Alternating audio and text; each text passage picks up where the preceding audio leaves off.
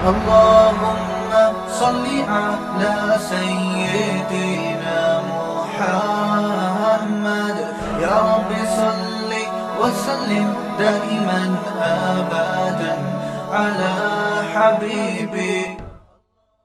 میں ایک بات بھی لوگوں سے کہتا ہوں, کچھ چیزیں دین کی غیرت سے ان کا تعلق ہے, ان میں آپ نے اخلاق کا مظاہرہ کیا تو لوگوں کی نظر میں اس جرم کی اہمیت ختم. اکثر لوگ 3 طلاقیں دے کے آج بیویوں کو رکھ لیتے ہیں. میں لوگوں سے کہتا ہوں ان کا بائیکاٹ کرو. ایک دفعہ محبت سے سمجھاؤ, علیحدگی اختیار کرو, بھائی حرام ہے بیوی. دوسری دفعہ سمجھاؤ, تیسری دفعہ سمجھاؤ, اس کے بعد پورا خاندان ان کا معاشی بائیکاٹ کرے. بھائی اب ہمارے گھر نہیں آنا, کیونکہ اگر اس چیز کو معاشرے نے برداشت کر لیا, یہ حرام کاری ہمارا معاشرہ قبول کر لے گا. طلاقیں بھی دے کے رکھیں گے, الفاظ کی ویلیو ختم ہو جائے گی. فتوے تو دنیا میں ہر جگہ ہر قسم کے مل جاتے ہیں مارکیٹ میں, صحیح ہے نا. کوئی غامدی صاحب سے فتویٰ لے آئے گا, کوئی انجینئر کا فتویٰ اٹھا کے لے آئے گا, کوئی جناب کسی اور سے فتویٰ لے آئے گا, تو فتویٰ تو سب کچھ مل رہا ہے. تو یہ تو دین ڈھیلا ہو جائے گا نا بالکل. بھائی جس کو 3 کو 3 قرار دینا ہے وہ کسی دیوبندی سے فتویٰ لے آئے گا, جس کو کہہ رہا ہے کہ نہیں ایک صحیح ہوتی ہے وہ اہل حدیث سے فتویٰ لے آئے گا. میں نے ایسے بھی دیکھے بیگم حنفی سے فتویٰ لے رہی ہے اور میاں اہل حدیث سے فتویٰ لے رہا ہے. بیگم کہہ رہی مجھے نہیں رہنا, ہو گئی طلاق. شوہر کہہ رہا ہے ہوئی نہیں ہے, میں نے اہل حدیث سے فتویٰ لیا ہے. تو یہ اسلام کے نام پہ تماشا بنے گا کہ نہیں بنے گا؟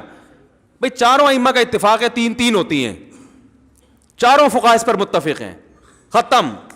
اب کہیں کوئی فتویٰ نہیں چلے گا مارکیٹ میں, مطلب مذاق بن جائے گا دین. بھائی اب ہو پتہ ہے کیا رہا ہے, 3 دی ہیں تو بیگم سوچتی ہے کہ اس کے ساتھ رہنا مناسب ہے یا نہیں ہے. رہنا مناسب ہے تو اہل حدیث کا فتویٰ عین مناسب رہے گا, اور اگر مجھے ویسے ہی پسند نہیں ہے تو میں تو فقہ حنفی کو فالو کرتی ہوں. بھائی حنفی فتویٰ چلے. یہ اللہ کی آیات کے ساتھ مذاق ہے یا نہیں ہے؟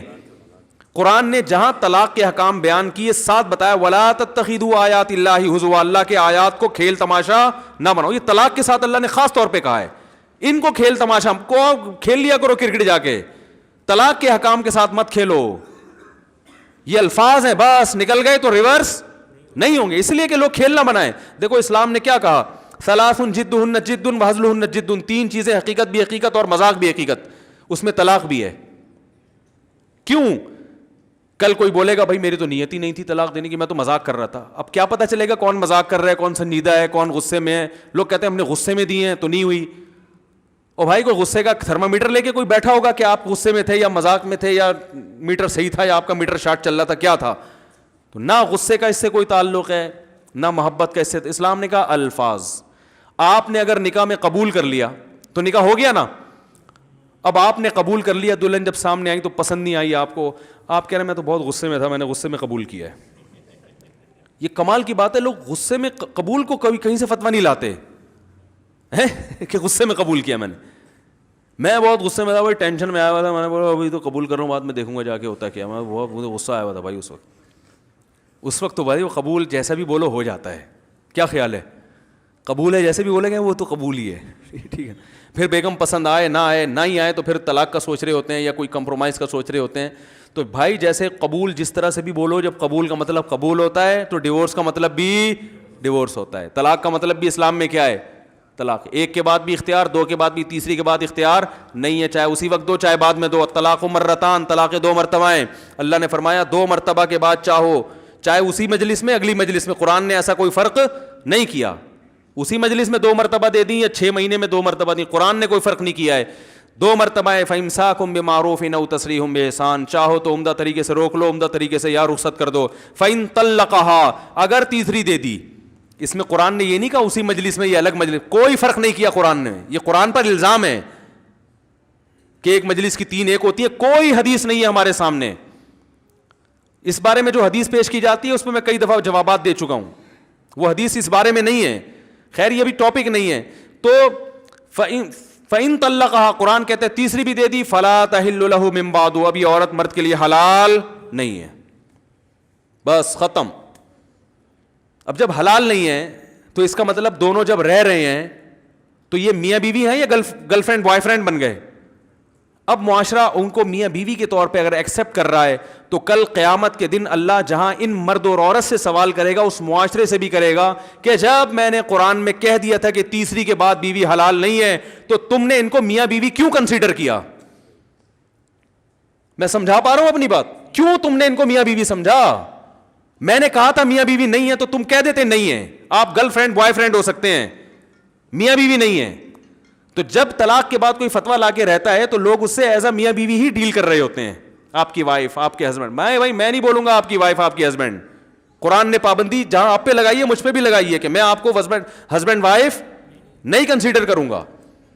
لیکن لوگ کہتے ہیں اخلاق, اصل میں ایکچولی اگر یہ ہمارا رویہ رہا تو ایکچولی وہ تو دین سے اور دور ہو جائیں گے. بھاڑ میں جائیں, دین سے دور ہو جائیں, مرتد ہو جائیں, کافر ہو جائیں, کوئی غرض. پہلے اسلام کو بچانا ہے. اس کے ایمان کے چکر میں اسلام کے احکام ہی چینج ہونا, کیونکہ آج اس کو ایکسیپٹ کر لیا, کل محلے میں کوئی اور طلاقیں دے گا, وہ کہے گا یار جب اس کو محلے والوں نے ایکسیپٹ کیا تو میں نے بھی دے دی تو کیا ہو گیا, مجھے بھی قبول کرو. حضرت عمر رضی اللہ تعالیٰ عنہ کے دور میں ایک بادشاہ نے اسلام قبول کیا, اس سے کوئی غلطی ہوئی, پتہ نہیں کسی کو مار دیا تھا, کیا کیا تھا, تو حضرت عمر نے کہا بھائی دیت لیں گے. اس نے کہا میں بادشاہ یار مجھ سے سزا, فرمایا وہ تو لیں گے. اس نے کہا میں اسلام چھوڑ کے بھاگ گیا, وہ ٹھیک ہے نا, مرتد ہو گیا.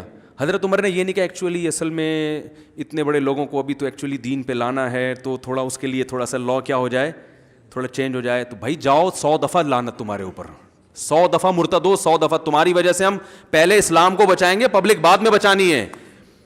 ہم قادیانیوں سے نہیں کہتے بدتمیزی کرو, بد اخلاقی کرو, لیکن زیادہ دوستیاں بھی مت لگاؤ, کیونکہ اگر آپ نے ان کو معاشرے میں ایکسیپٹ کر لیا تو اس کا مطلب یہ بھی ایک اختلافی مسئلہ ہے کہ وہ کہتے ہیں کہ آخری نبی نہیں, ہم کہتے ہیں ایکچولی یہ تو ایک چھوٹا سا کیا ہے.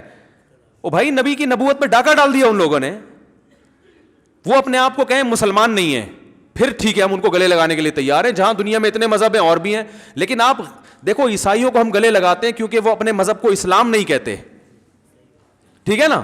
ہندو کو ہم گلے لگا سکتے ہیں کیونکہ وہ اپنے مذہب کو اسلام نہیں کہتے. قادیانی کو ہم گلے نہیں لگاتے, ہم کہتے ہیں تم اپنے مذہب کو اسلام کہتے ہو جو کہ نہیں ہے, تو اس سے اسلام خلط ملط ہو رہا ہے. غیر مسلم جب اسلام کی طرف آئے گا تو اسے پتہ نہیں چلے گا یہ والا یا وہ والا. آپ اپنے اوپر سے اسلام کا لیبل ہٹا لو, ہم قادیانی کو بھی گلے لگانے کے لیے تیار ہیں, کیونکہ اسلام میں محمد صلی اللہ علیہ وسلم کا لایا و دین معتبر ہے. مرزا غلام احمد کی اسلام میں کوئی ویلیو نہیں ہے, کوئی ویلیو نہیں ہے, اس کی کوئی حیثیت نہیں ہے. وہ جھوٹا ہے, کذاب ہے, دجال ہے, وہ جہنمی ہے, جہنم کی آگ. تو آپ اس کو ایز اے نبی کیسے مان سکتے ہو بھائی؟ تو ہم یہ کہتے ہیں بھائی جہاں دنیا میں ہزاروں لوگوں کے جھوٹے خدا اور ہزاروں کے جھوٹے پیغمبر ہیں تو آپ کا بھی ایک ہوگا, لیکن وہ پھر اپنے آپ کو مسلمان نہیں کہتے, آپ بھی اپنے آپ کو مسلمان مت کہو. تبھی علماء کہتے ہیں بھائی قادیانیوں کو گلے لگانے کی اجازت, ہاں تبلیغ کے لیے کوئی لگا رہا ہو الگ بات ہے, ویسے اجازت نہیں ہے. جب امید نہیں ہے ان کے اسلام کی تو بالکل بائیکاٹ. میں نہیں کہہ رہا لڑیں بدتمیزی کریں, نہ لڑیں گے نہ محبت کریں گے. تو طلاقیں دے کے کسی نے بیوی کو رکھا ہوا ہے, بھائی جان آپ کی زندگی الگ, آپ ہمارے خاندان سے بولو نا دور, الگ رہو جا, ہم آپ کو ایکسیپٹ نہیں کر سکتے. قرآن کہہ رہا ہے اگر تیسری دے دی فلا تحل له من بعد حتى تنكح زوجا غيره. یہاں فوراً لوگ کہتے ہیں اچھا یہ حلالے کی حلالہ کروا رہے ہیں, 3 طلاقوں کو 3 کروا کے کیا کروا رہے ہیں, حلالے کا راستہ کھول رہے ہیں. یہ حلالے کا راستہ ہم نہیں کھول رہے, قرآن نے کھولا ہے. قرآن نے کہا اگر تیسری طلاق مرد نے دے دی ہے تو عورت پہلے شوہر کے پاس نہیں آ سکتی جب تک کہ وہ کسی اور مرد سے نکاح نہ کر لے, اور پھر وہ اس کو اگر طلاق دیتا ہے تو فلا جناح علیہما, پھر کوئی گناہ نہیں ہے پرانے میاں میں اور اس عورت میں کہ وہ دوبارہ نکاح کر لیں. تو قرآن کے الفاظ ہیں, میں سمجھا پا رہا ہوں اپنی بات. بھائی کسی اور مرد سے عدت کے بعد نکاح کرو, اس کے ساتھ ریلیشن ہو, پھر وہ اگر طلاق دے دے تو آپ عدت کے بعد کہیں اور بھی کر سکتی ہو, پرانے والے کے پاس بھی آ سکتی ہو. ہاں حدیث میں حلالے پر لعنت ہے, قرآن میں حلالے کی اجازت ہے, تو دونوں میں تطبیق ایسے ہوگی بھائی حدیث میں جو حلالہ ہے وہ اور ہے, قرآن والا حلالہ اور ہے. حدیث والا حلالہ وہ ہے جو پری پلان ہو, پہلے سے ایگریمنٹ کر کے ہو رہا ہے کہ میں آپ سے شادی کر رہی ہوں اس شرط کے بعد کہ آپ نے مجھے طلاق دینی ہے, مرد کہ ہاں میں اسی شرط کے ساتھ شادی کر رہا ہوں, یہ وہ حلالہ ہے جس پر لعنت ہے. اگر یہ پہلے سے پلاننگ نہیں ہے, پلاننگ کا مطلب ایگریمنٹ نہیں ہے, تو پھر یہ جائز ہے, اس پہ پابندی لگانے کا کسی کو اختیار نہیں ہے. کیونکہ عورت جب کسی, لوگ کہتے ہیں غیرت کے خلاف ہے, غیرت کے خلاف اس لیے نہیں ہے, لوگ کہتے ہیں غیرت کے خلاف ایک آدمی کی بیوی ہے کسی دوسرے کے پاس جائے پھر وہاں سے گھوم کے اس کے پاس آئے. او بھائی جان ایک آدمی کی بیوی ہے ہی نہیں ہے, صحیح ہے نا, اس نے طلاق دے دی, عدت ہو گئی, اس کا اس سے کوئی, وہ جہاں چاہے نکاح کرے. کسی کی طلاق یافتہ سے نکاح کرنا غیرت کے خلاف ہے کیا؟ یہ تو سنت ہے. پھر اگر مرد طلاق یافتہ سے نکاح کر لے تو اس کی بیوی ہے وہ, اب اس کے ساتھ زندگی گزارے, اور بالفرض اگر وہ طلاق دے دیتا ہے تو وہ عورت جب عدت ختم ہو جائے گی تو اب اس کی بیوی نہ پہلے والے کی ہے نہ دوسرے والے کی, تو پوری دنیا میں جس سے چاہے نکاح کرے, ان جس سے چاہوں میں پہلا والا بھی داخل ہے. تو کسی اور سے نکاح کرنا اگر غیرت کے خلاف نہیں ہے تو پرانے والے سے کرنا غیرت کے خلاف کہاں سے ہو گیا؟ بہت مشکل ہے بھائی, بہت مشکل ہے. آج کل مارکیٹ میں علم نہیں ہے, صرف لفاظی چل رہی ہے, لیبل حدیثوں کے نمبر یاد کر کر کے نا, علم ختم, مارکیٹ سے شارٹ.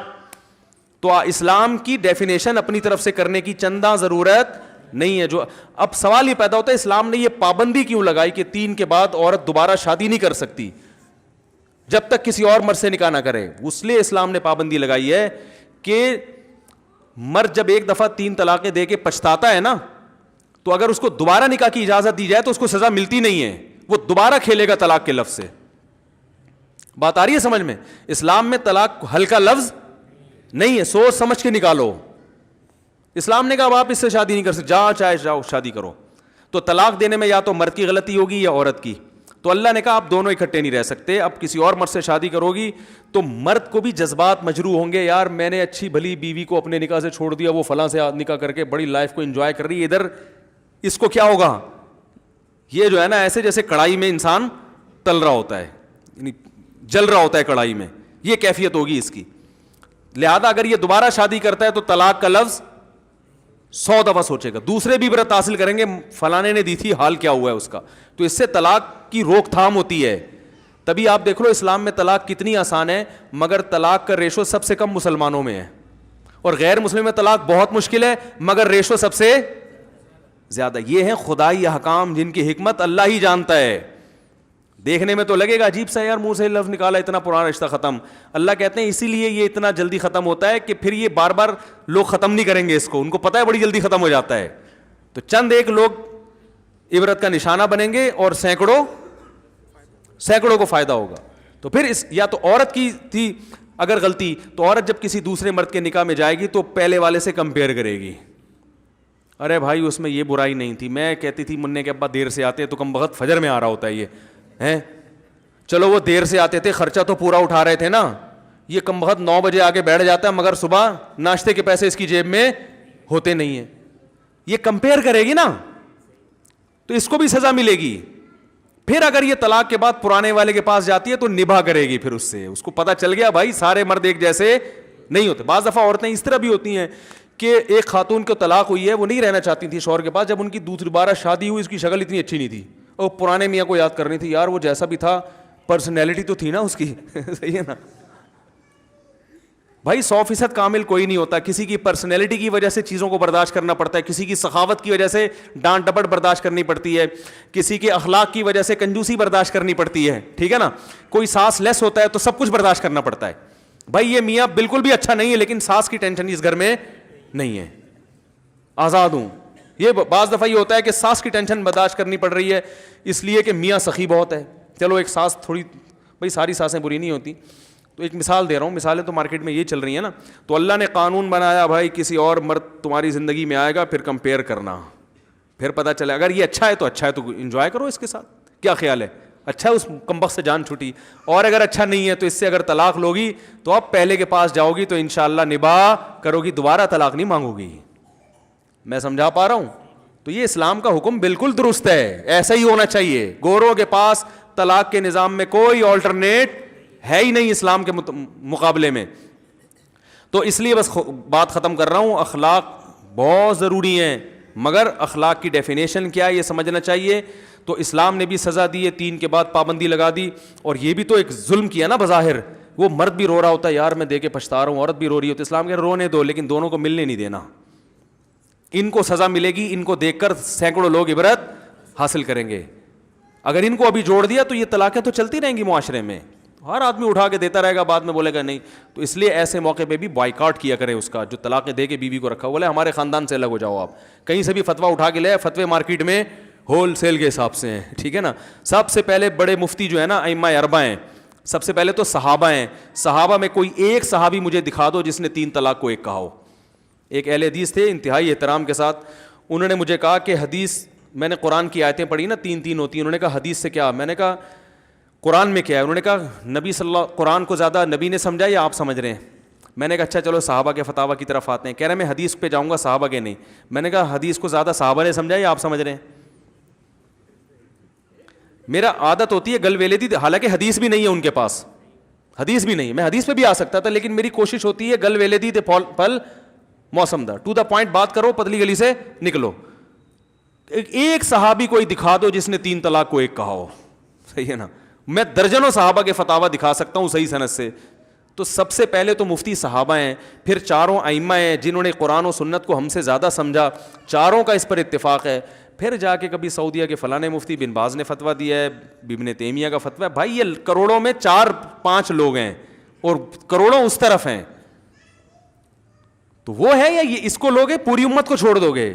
یہ کیسی بات ہے, جبکہ ان کے پاس دلیل بھی نہیں ہے, کمزور دلائل ہیں, ان کی حیثیت نہیں ہے. تو اجماعی مسئلہ ہے.